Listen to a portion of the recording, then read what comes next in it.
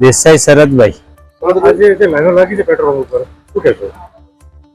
ખોટી વાહિયાત વાતો છે, બિલકુલ અફવા રૂપે આ બધું લોકોએ એક જણને કોઈને કંઈ કારણોસર ડ્રાય સિટીમાં થયો હશે, એ કારણોસર થોડા લોકોએ એમ લાઈન લગાવી, એના પછી તો અફવાનું બજાર એકદમ ગરમ રહીને બિલકુલ કોઈ તકલીફ પડવાની નથી। અમે લોકોને સામેથી કહીએ છીએ કે અહીંયા ખોટા તમે લાઈનમાં ઉભા રહો છો, શાંતિથી તમારું જે ભરાવો છો એ જ ભરાવો, બાકી કોઈ પણ તકલીફ પડવાની નથી। સરકારશ્રી તરફથી પણ પૂરી ખાતરી આપવામાં આવે છે, તો કોઈ ગભરાવાની જરૂર નથી।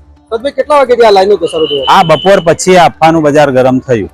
બપોર પછી? હા। તમામ નાગરિકોને વિનંતી છે કે કોઈ બી પ્રકારની પેટ્રોલ ડીઝલને લઈને સોશિયલ મીડિયા હોય કે વોટ્સએપના માધ્યમથી કે કોઈ બી ઓફિશિયલ જાણકારી વગર કોઈ બી પ્રકારની આ અફવાઓમાં આવીને ભાગદોડ કરવાની કોઈ બી પ્રકારની જરૂરિયાત નથી।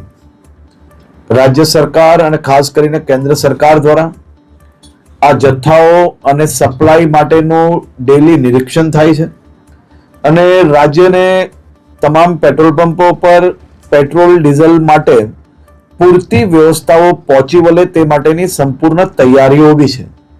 મારી રાજ્યના સૌ નાગરિકોને બે હાથ જોડીને વિનંતી છે કે આ પ્રકારની વાતો કોઈનો બી વોટ્સએપ મેસેજ આવ્યો હોય અને સીધો જ આપણે બીજા લોકોને ફોરવર્ડ કરીએ, કોઈ બી પ્રકારની જાણકારી વગર, સંપૂર્ણ માહિતી વગર પોસ્ટ મૂકીને આપણે આપણી જોડે જોડે હજારો લોકોને કારણ વગરના એમનો સમય વેડફવી અને સાથે સાથે કોઈ બી પ્રકારે શહેરમાં કે રાજ્યમાં આ પ્રકારની ખોટી માહિતીઓ ફેલાવનાર લોકો પર બી આવનારા દિવસોમાં કડક પગલાં ભરવામાં આવશે।